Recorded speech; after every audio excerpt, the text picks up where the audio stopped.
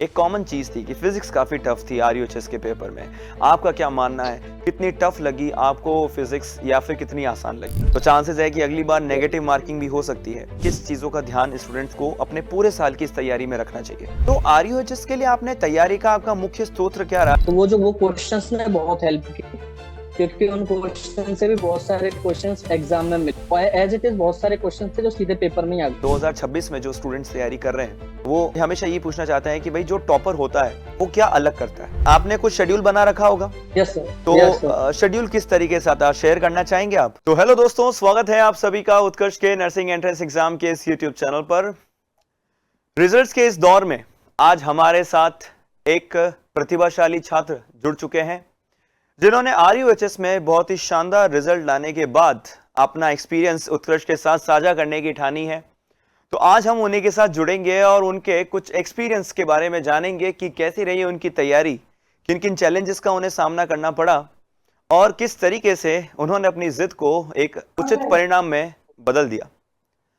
तो आप सभी के बेस्ट विशेस के साथ मैं इनवाइट करना चाहूंगा आरयूएचएस के होनहार स्टूडेंट गौरव को। तो Gaurav please join us. That's great. चलिए भाई, तो गौरव हमारे साथ जुड़ चुके हैं। Good afternoon sir. Good afternoon Gaurav, मेरा नाम हिमांशु है, आप मुझे जानते होंगे। थोड़ा सा कुछ अपने बारे में बताइए बेटा, सभी हमारे जितने भी दर्शक हैं उन सभी को। सर मेरा नाम गौरव सिंह है, मैं डिस्ट्रिक्ट दौसा गांव महुआ से बिलोंग करता हूं। मैंने इस साल आरयूएचएस का पेपर दिया था जिसमें मेरे 86 मार्क्स स्कोर हुए हैं। Very good. तो गौरव, जैसे हम अक्सर बात करते हैं कि 86 मार्क्स जो है काफी ज्यादा सेफ स्कोर माना जाता है और इस बार जो यस है सर। बीएससी नर्सिंग के साथ साथ में दूसरे पैरामेडिकल कोर्सेज और जो दूसरे बीपीटी के कोर्सेज, फार्मेसी के कोर्सेज भी इंक्लूडेड थे। तो आपका क्या टारगेट रहा जब ना यस आरयूएचएस सीयूईटी का एग्जाम 2025 का फॉर्म भरा था? तो सर मेरा टारगेट था कि मुझे बीएससी नर्सिंग करनी है एसएनएस कॉलेज से। अच्छा, तो आपको क्या लगता है तो आपने सर अपना इसीलिए मैंने टारगेट पढ़ाई। आपने अपना टारगेट अचीव कर लिया है? अब सर देखते हैं, वो तो अभी कट ऑफ पता चलेगा। चलो, नहीं अच्छी बात है। फिलहाल स्कोर तो गौरव देखिए, इस बार माना जा रहा है कि जैसे पेपर पिछली बार से थोड़ा सा टफ था, फिजिक्स में आपने कुछ प्रॉब्लम्स फेस करी होंगी जैसे जनरली सभी स्टूडेंट्स यस सर। करते हैं।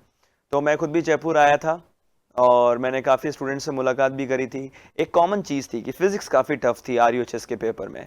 आपका क्या मानना है, कितनी टफ लगी आपको फिजिक्स या फिर कितनी आसान लगी? सर फिजिक्स में 20 से 25 सवाल तो मुझे आसान ही लगे थे, बस 2 से 3 सवाल कुछ थे जो ट्रिकी। अच्छा, मतलब ज्यादातर जो थे आपको इजी ही लगे? Yes sir, all over physics easy to moderate ही थी। अच्छा अच्छा। तो जैसा कि हाँ, मतलब जैसा आपने बताया 2 से 3 क्वेश्चंस में जो है सभी को प्रॉब्लम्स का सामना करना पड़ा है। तो कहीं ना यस कहीं सर। आरयूएचएस में इस साल जो है नेगेटिव मार्किंग तो नहीं थी, बट अब कुछ ऐसे भी स्टूडेंट्स हैं हमारे साथ जो शायद इस इंटरव्यू को देख रहे हैं, जो शायद अगले साल 2026 में आरयूएचएस की तैयारी करने वाले हैं और इनका ये साल जो है काफी क्रूशियल है। इस बार 12th ही थी, 11th भी नहीं था। तो आप क्या यस सर। एक सजेशन देना चाहेंगे उन सभी स्टूडेंट्स को कि भाई अब जैसे 11th भी पढ़ना है और अगर नीट के साथ होता है या नहीं भी होता है तो चांसेस है कि अगली बार नेगेटिव मार्किंग भी हो सकती है। तो ऐसे में आप स्टूडेंट्स को क्या कहना चाहेंगे कि किस चीजों का ध्यान स्टूडेंट्स को अपने पूरे साल की इस तैयारी में रखना चाहिए? सर बस कंसिस्टेंट रहना है और जो भी टीचर पढ़ा रहा है साथ साथ टीचर के साथ करते चलो, प्लस रेगुलर टेस्ट देते चलो। चाहे ठीक। टेस्ट में कम नंबर आ रहे हैं तो ये नहीं करो कि टेस्ट में मेरे कम नंबर क्यों आ रहे हैं, अपनी गलतियों को एनालाइज करो कि कहाँ पे गलतियां कर रहे हैं। बहुत अच्छी बात है। हालांकि हम हर साल जब इंटरव्यूज कंडक्ट करवाते हैं तो एक कॉमन चीज मैंने सभी टॉपर्स में ये चीज देखी है कि कंसिस्टेंसी इज द की। और अमूमन मैंने भी मेरे यस वीडियोस में जो इस चैनल पर आपको मिल जाएंगे, मैंने आपको यही बताया है कि कंसिस्टेंसी एक बहुत ही महत्वपूर्ण हिस्सा है जब आप किसी भी कॉम्पिटिटिव एग्जाम की तैयारी कर रहे हैं और स्पेशली तब जब आप एक ड्रॉप ले रहे हैं। गौरव, क्या आपने ड्रॉप लिया था या आपका रेगुलर है 12th के साथ? सर, मैंने अभी 12th की पास आउट की थी, मैंने तुरंत 12th पास आउट करके एग्जाम दिया। तो 12th की तैयारी आपकी काफी अच्छी हो रखी थी इसका मतलब। Yes sir. अच्छा, तो बेटा ये मैं पूछना चाहूंगा कि आपने तैयारी जो करी है पूरे साल 12th के मद्देनजर रखते हुए करी है या फिर आपका स्टार्टिंग से टारगेट था कि मैं आरयूएचएस की ही तैयारी कर रहा हूँ 12th में आते से ही? सर एक्चुअली सर मुझे 12th के बाद मैंने एग्जाम्स, पहले मैं नीट की प्रिपरेशन करा था, पर मैं 12th के साथ ही मैं एग्जाम्स की भी सर्चिंग करने लगा। तो वहां पे मुझे आरयूएचएस का भी पता लगा। तो फिर मैंने पहले नीट का पेपर दिया, उसके बाद मैंने 25 दिन आरयूएचएस के लिए अच्छी तरीके से प्रिपरेशन की और आरयूएचएस का पेपर दिया। तो आरयूएचएस के लिए आपने तैयारी का आपका मुख्य स्रोत क्या रहा, या फिर उत्कर्ष में आपकी तैयारी में उत्कर्ष का कितना योगदान रहा? सर तैयारी जो मैंने की, पहले तो मैं बताया कि नीट का पेपर दिया था, तो सिलेबस वगैरह तो वहां से हो रहा था। फिर मैं उत्कर्ष के चैनल से जो लास्ट में रिवीजन सीरीज थी जिसपे क्वेश्चंस वगैरह करवाए थे सर, आप लोगों ने, आपने भी करवाए थे वहां पे, तो वो क्वेश्चंस ने बहुत हेल्प की, क्योंकि उन क्वेश्चन से भी बहुत सारे क्वेश्चंस एग्जाम में मिले। अच्छा, तो कहीं ना कहीं आप भी ये मानते हैं, जैसे काफ़ी स्टूडेंट्स का मुझे कमेंट मिला है कि काफ़ी क्वेश्चंस जो है यूट्यूब की जो फ्री मैराथन सीरीज चल रही थी, उसके बाद में कुछ लाइव मॉक टेस्ट भी, एक ओपन मॉक टेस्ट जो है आप सभी के लिए अरेंज किया गया था, टेस्ट सीरीज कुछ स्टूडेंट्स ने ज्वाइन करी थी, उसमें से भी काफ़ी अच्छा यस। फीडबैक मिला स्टूडेंट्स में से। तो आपको जैसे मैराथन सीरीज आपने ज्वाइन करी होगी, रिवीजन सीरीज जो हमारी चल रही थी उसको आपने ज्वाइन किया होगा, सबसे ज़्यादा फायदा आपको कौन से सेशन से हुआ? Yes sir. सर वो जो रिवीजन सेशंस मिले थे जिनमें क्वेश्चंस भी करवाए गए थे, उन क्वेश्चन से बहुत फायदा हुआ, क्योंकि एज इट इज बहुत सारे क्वेश्चन थे जो सीधे पेपर में ही आ गए। अच्छा, मतलब एग्जैक्ट सेम क्वेश्चंस भी आए थे, आपका ऐसा मानना है? हाँ। हाँ जी सर। चलो दैट्स ग्रेट। और कहीं ना कहीं आपकी सफलता में उत्कर्ष की पूरी टीम को एक महत्वपूर्ण हिस्सा बन के भी काफ़ी खुशी है। और स्पेशली जब हम स्टूडेंट्स के साथ ऐसे जब एक इंटरव्यू जब हम कंडक्ट करवाते हैं, तो एक पूरी टीम में एक जो है उत्साह होता है, एक जुनून होता है कि हाँ, हमारा एक स्टूडेंट जो है वो बहुत ही अच्छे नंबर से जो है अच्छे प्राप्तांक उसको मिले हैं, और बहुत ही अच्छा जो है उसने तैयारी करी है। तो गौरव, मैं एक और चीज़ आपसे पूछना चाहता हूँ। जैसे स्टूडेंट्स काफ़ी बार जब तैयारी करते हैं, तो काफ़ी बार क्या होता है गौरव कि जैसे आपने तो 12th के साथ ही एग्ज़ाम दिया है, तो एक कंसिस्टेंसी को मेंटेन करने के लिए किस हिसाब से आपने यस। किन किन चीज़ों का जो है मैं कहूँगा कि उपयोग किया, या किन किन चीज़ों का आपने विशेष तौर पर ध्यान रखा कि एक मेरी कंसिस्टेंसी है वो ब्रेक ना हो? क्योंकि कहीं ना कहीं सभी स्टूडेंट्स सर को पता तो होता है कि कंसिस्टेंसी ज़रूरी है, पर उसको मेंटेन नहीं कर पाते, तो उसके लिए आपने क्या किया? सर इसका श्रेय मैं मेरे पेरेंट्स को देना चाहूंगा, क्योंकि अगर मैं अकेला होता तो शायद ये कंसिस्टेंसी मेंटेन नहीं कर पाता। लेकिन जब भी जैसे मुझे लगा कि हाँ मेरी कंसिस्टेंसी ब्रेक होगी, वहीं पिताजी बोलते कि पढ़ने लग।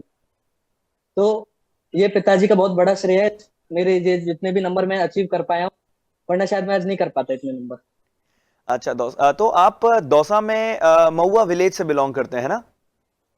तो यस सर। बेटा अब जैसे ये प्रॉपर जैसे एक पूरा सिटी वाला तो वहां पर आपको सेटअप मिल नहीं पा रहा होगा, नो सर। तो चैलेंजेस क्या क्या फेस किया आपने बेटा? जैसे मोस्टली जैसे आपने बताया कि कई बार हम डीमोटिवेट भी होते हैं, तो आपके फादर जो है आपके लिए एक सपोर्टिंग रोल उनका रहा है काफी। ठीक उसी तरीके से हाँ जी। अब जैसे आजकल ये पूरा डिजिटल जो जमाना है बेटा, उसके अंदर ऑनलाइन क्लासेस लेनी होती है, कई बार नेटवर्क इश्यूज फेस करने होते होंगे, या बहुत सारी ऐसी सुविधाएं हैं जो आज भी गाँव में नहीं है, पर एक सिटी का जो स्टूडेंट है उसको कहीं ना कहीं बहुत सारी सुविधाएं मिल जाती है, बट फिर भी कहीं ना कहीं वो लैग कर जाते हैं। तो आपको किन किन चैलेंजेस का फेस करना पड़ा, जिसकी वजह से आपने तैयारियों को इतना शानदार परिणाम देने में आप जो है मुकम्मल हुए? सर ऐसे तो कुछ चैलेंजेस आए नहीं, लेकिन जब भी कोई भी चैलेंज आते तो हमेशा पिताजी मेरे मुझे बहुत मोटिवेट करते। अच्छा, हमेशा जहाँ भी चैलेंज आए, बस वो ही मोटिवेट करते, और उन्हीं की आज मोटिवेशन के कारण मेरे इतने नंबर अचीव हुए। क्या बात है। मतलब मेरे को ये जान के काफ़ी अच्छा लगा कि पेरेंट्स जो कि हमेशा एक अपने कहते हैं ना कि बच्चों के लिए तो हमेशा वो एक प्रेरणा का स्रोत होते ही हैं, पर आपके फादर ने आपको बिल्कुल एक धार जो है आपको इतना मोटिवेट किया है और आपको अपनी मंजिल तक ज़रूर पहुंचाया है। तो मेरी तो यही आशा है कि जल्द से जल्द काउंसलिंग शुरू हो, आप उसमें रजिस्टर करें, और उसके बाद में अगर आपको एसएमएस कॉलेज जो है वो आपको मिले, और पहले ही राउंड में जो है आपको एसएमएस कॉलेज मिले। और साथ ही साथ में एक क्वेश्चन यस। और मेरे मन में आता है, और कहीं ना कहीं जो है शायद 2026 में जो स्टूडेंट्स तैयारी कर रहे हैं उनके लिए क्वेश्चंस काफ़ी ज़्यादा मैं मानता हूं कि महत्वपूर्ण होगा। वो हमें हमेशा ये पूछना चाहते हैं कि भाई जो टॉपर होता है वो क्या अलग करता है? सर कुछ भी अलग नहीं किया, मैंने तो सिर्फ जो टीचर्स ने पढ़ाया सिर्फ उसी को फॉलो करता गया, और लास्ट में क्वेश्चंस की practice plus test series, test को मिस ना करे बस। अच्छा, बिल्कुल। तो जैसा गौरव बता रहे हैं कि कुछ भी अलग नहीं होता है, बस जो आपको पढ़ाया जाता है उसी को आपको निरंतर प्रयास करना पड़ता है। और जब हम लगातार प्रयास करते रहते हैं तो कहीं ना कहीं जो है वो चीज हमारे दिमाग में और हमारे जहन में बस जाती है। और अपनी तैयारी कितनी है उसको निरंतर चेक करने के लिए अगर हम लगातार टेस्ट देते रहें, जैसा कि आप सभी को पता है कि उत्कर्ष की भी टेस्ट सीरीज में इस बार आरयूएचएस के साथ साथ एम्स में भी काफी अच्छा परफॉर्म किया है। काफी सारे स्टूडेंट्स की तरफ से गौरव हमें काफी अच्छा रिस्पांस मिला कि एम्स में भी काफी ज्यादा जो है क्वेश्चंस उनको मिलते जुलते मिले हैं, और जो कि अपने आप में काफी, मैं कहूंगा कि टीम का एक बहुत अच्छा एफर्ट है, क्योंकि आरयूएचएस के जैसे एम्स का पेपर कभी भी ऑफलाइन नहीं होता है और ना ही वो पेपर देते हैं, तो वहां पर क्वेश्चंस को प्रिडिक्ट करना बहुत ही मुश्किल हो जाता है। तो टेस्ट सीरीज और टेस्ट वगैरह जो है वो कहीं ना कहीं बहुत इंपॉर्टेंट रहते हैं।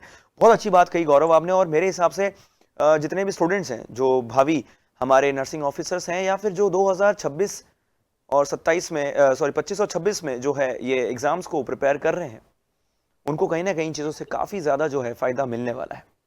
तो गौरव जैसे अब हम जो है 24 घंटे तो पढ़ाई कर नहीं सकते, आपने क्लासेस ली होंगी आई एम श्योर, और अपने फ्री टाइम में आप क्या करते थे? मतलब जैसे हमें बीच में ब्रेक्स लेने पड़ते हैं, तो आप फ्री टाइम में क्या करना पसंद करते थे, या आपकी हॉबीज क्या क्या रही हैं, या किन चीजों को आप अपना माइंड फ्रेश करने के लिए यूज में किया करते थे? सर जब भी अगर मुझे टाइम मिलता, जब भी जैसे मैं ब्रेक्स लेता, तो मैं अपने पेरेंट्स के पास आके बैठ जाता, तो पेरेंट्स के साथ बातें करता, और फिर जैसे मेरा ब्रेक का टाइम खत्म हो जाता, फिर मैं फिर से पढ़ने लग जाता बस। अच्छा, तो मतलब ऐसा कभी हुआ है गौरव कि मैंने ये सोचा है कि मैं यार 15 मिनट का ब्रेक लूंगा, फिर कोई दोस्त आ गया बुलाने और फिर मैं 4 घंटे गायब हो गया या 2 घंटे गायब हो गया? सर ये तो एक प्रिपरेशन के बीच में होता है, लेकिन इसको रेगुलर नहीं बनने दो।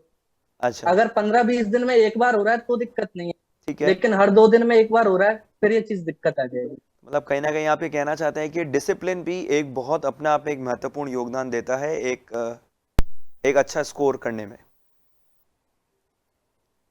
बिल्कुल बिल्कुल। हाँ जी सर। बिल्कुल। तो सर हाँ बिल्कुल, बताइए गौरव क्या कहना चाह रहे हैं? कंसिस्टेंट रहो और डिसिप्लिन वे में पढ़ाई करो, तो अपने आप सारी एग्जाम्स हो जाएगी।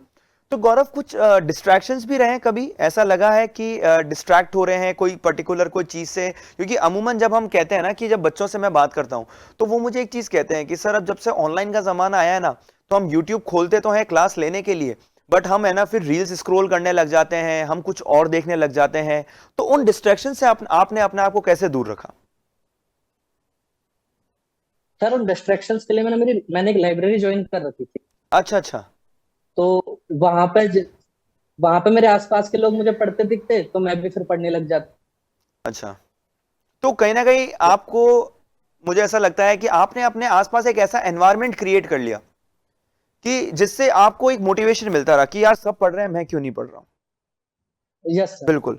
तो मैं एक बहुत ही अच्छा, मैं तो ये मानूंगा कि ये बहुत ही अच्छा एक इनपुट है हमारे टॉपर की तरफ से, कि जब भी अभी ऐसा लगता है ना कि उस जगह से आपको डिस्ट्रैक्शन हो रहा है, या आपका ध्यान भटक रहा है, या मन नहीं लग रहा है, तो वो जगह छोड़ दो। ऐसी जगह जाकर पढ़ाई करो जहां पर आपका पढ़ने का मन लगे, या फिर जहां पर आपको आसपास अपना कंपटीशन दिखे, क्योंकि वहां से जो मोटिवेशन आपको दिखाई देगा और वहां से जो आप मोटिवेशन लेंगे, तो आपको बार बार मोटिवेट होने की जरूरत तो नहीं पड़ेगी। और जैसा कि गौरव ने बताया, बहुत ही शानदार बात बताई है कि वो लाइब्रेरी में जाकर बैठ जाते थे। आई एम श्योर काफी स्टूडेंट्स इस चीज को फॉलो करते होंगे, आप लाइब्रेरी निरंतर जरूर जाते होंगे। बट लाइब्रेरी जाकर हमें सोना नहीं है, हमें निरंतर पढ़ते रहना है। और लाइब्रेरी का एनवायरनमेंट जो है वो काफी, मुझे लगता है कि खुशनुमा रहता है। मैं भी पहले जब पढ़ता था, मैं लाइब्रेरी जाया करता था गौरव, तो उस समय मैं देखता था कुछ स्टूडेंट्स ऐसे होते थे कि जो सो जाते थे, कि बढ़िया एसी चल रहा है, बढ़िया कूलर चल रहा है, सारी सुविधाएं हैं, वाईफाई है, तो वहां पर भी जाके उस चीज का गलत फायदा। तो मुझे कहीं ना कहीं लगता है कि गौरव के कहने का मतलब यह है कि अगर एक पढ़ने वाला स्टूडेंट है तो वो कहीं भी पढ़ लेगा, उसको कभी भी कोई भी चीज की यस सर। जो है बहाना उसके लिए काम नहीं करेगा। बहाना एक ही काम करेगा, वो है पढ़ाई करने का। क्यों गौरव, ठीक है? यस, क्योंकि सर अपन जितने बहाने क्रिएट करेंगे उतने ही अपन इस लूप में फंसते जाएंगे। ओके। और अपन को बहाने क्रिएट नहीं करने, ताकि अपन को सिर्फ एक ही टारगेट रखना है कि अपन कौन सा एग्जाम है, और अपन को एग्जाम क्रैक करना है। अच्छा, बिल्कुल बिल्कुल सही कहा आपने। तो गौरव, अब आपके आगे का क्या प्लान है? यानी कि अब आप एसएमएस जाने वाले हैं, है ना?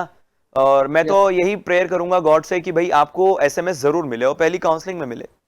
तो आगे क्या आपके क्या वेंचर्स हैं, आगे क्या आपके क्या प्लान्स हैं, आप क्या करना चाहते हैं और किस तरीके से इस चीज को आगे कंटिन्यू करना चाहते हैं बेटा? सर अभी तो आगे का कुछ सोचा नहीं है, क्योंकि हम्म। अभी एग्जाम दे के फ्री हूँ। अभी एक आरपीवीटी का एक एग्जाम और है, बस अभी उसके लिए प्रिपरेशन जारी। अच्छा, ये बहुत अच्छी बात है कि आपने ये एग्जाम क्रैक कर लिया है, बट फिर भी आप एक बैकअप ऑप्शन रख रहे हैं। Yes sir. तो उसमें तो बेटा 11 12 दोनों आएगा, तो फिर। तो सर मैंने बताया, जी। मैंने एक्चुअली नीट की प्रिपरेशन की थी ट्वेल्थ तक, हम्म। नीट भी दिया था मैंने। हम्म। तो तो वहां भी मैं 450 के आसपास स्कोर कर। अच्छा अच्छा। तो बेटा जैसे अब जो स्टूडेंट्स हैं हमारे साथ, जैसे 2026 में जो एग्जाम होने वाला है उसमें ऐसा माना जा रहा है कि आरईओएचएस में अब 11th और 12th दोनों ही पूछे जाएंगे, और चांसेस हैं कि इस बार नीट के साथ होगा एग्जाम। हालांकि इसकी दोबारा कोई आधिकारिक पुष्टि तो नहीं हुई है, परंतु हो सकता है कि इस बार भी आरईओएचएस सीयूईटी के जैसे ही 2026 में भी वापस वैसा ही एग्जाम ले, और ये भी हो सकता है कि नीट के साथ हो। दोनों ही केसेस में चांसेस हैं कि 11th भी आ सकता है और नेगेटिव मार्किंग भी हो सकती है। तो आप स्टूडेंट्स को क्या एडवाइस देना यस चाहेंगे कि इन चीजों से कि 11th की हम तैयारी किस तरीके से करनी चाहिए, स्पेशली जो 12th अभी पास किए हैं या फिर जो एक साल ड्रॉपर्स हैं, है ना? तो उनको आप क्या एक सर। सजेशन देना चाहेंगे कि एक साल में 12th तो हमें अच्छे से करनी है, पर साथ साथ में 11th को भी कैसे पढ़ा जाए? क्योंकि अक्सर शायद आपको भी ये 11th पढ़ने में कुछ प्रॉब्लम, या फिर कुछ काफी ऐसे स्टूडेंट्स हैं जिनको 11th वापस पढ़ने में काफी प्रॉब्लम्स का सामना करना पड़ता है आफ्टर 12th। सर मैं बस इतना ही कहूंगा कि आपने जो भी जहां से भी बैच ले रखा है वहां के टीचर्स को फॉलो करो, और जैसे जैसे टीचर्स पढ़ा रहे टीचर्स के साथ साथ पढ़ते चलो। बिल्कुल। तो अब पूरे साल आपने कुछ शेड्यूल बना रखा होगा पढ़ने का, यस सर। Yes sir. तो शेड्यूल किस तरीके से आता, शेयर करना चाहेंगे आप? सर मैं सुबह 6 बजे के आसपास जगता था, 8 बजे तक मैं लाइब्रेरी चला जाता था।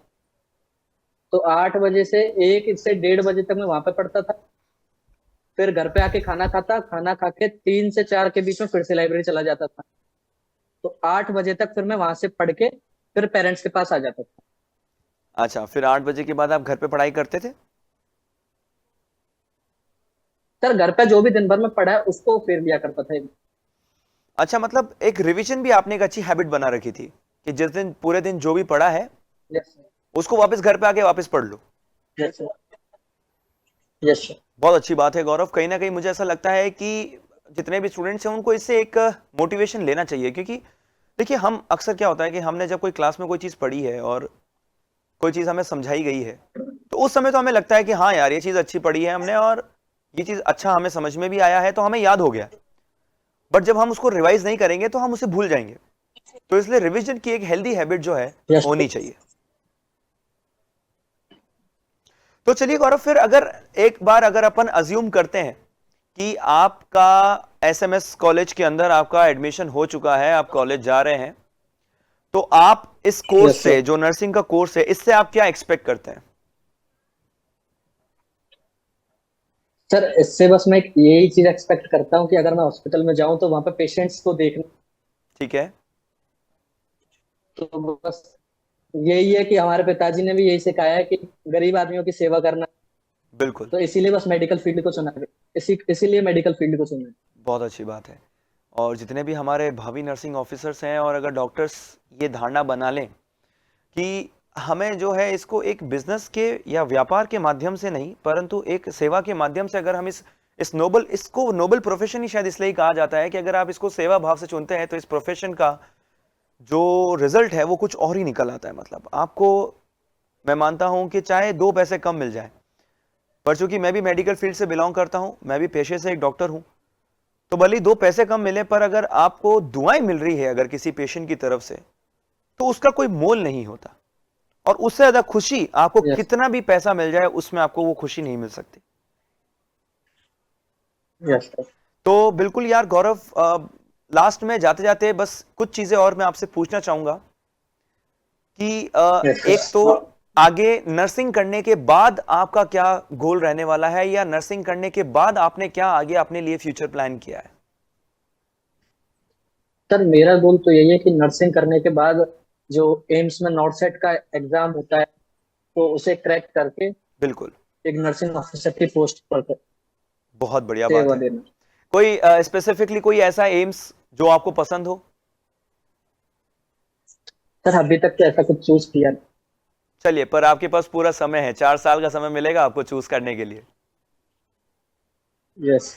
तो बेटा, जाने से पहले स्टूडेंट्स के लिए शॉर्ट नोटिस पे क्या कहना चाहेंगे कि स्टूडेंट्स को किन किन चीजों का ध्यान रखना चाहिए अगर वो एक चीज की तैयारी कर रही है? संक्षिप्त में अगर आप बताना चाहें कि एक स्टूडेंट जो तैयारी कर रहा है उसका माइंडसेट क्या होना चाहिए और तैयारी कैसी होनी चाहिए एग्जाम से पहले। सर मैं बस यही कहना चाहूंगा कि अपने शॉर्ट नोट्स बनाओ, कंसिस्टेंट रहो और डिसिप्लिन मैनर में पढ़ाई करो। क्या बात है, बहुत बढ़िया गौरव। बाकी ये मत सोचो कि। Yes sir. हाँ बताइए गौरव, प्लीज कंटिन्यू।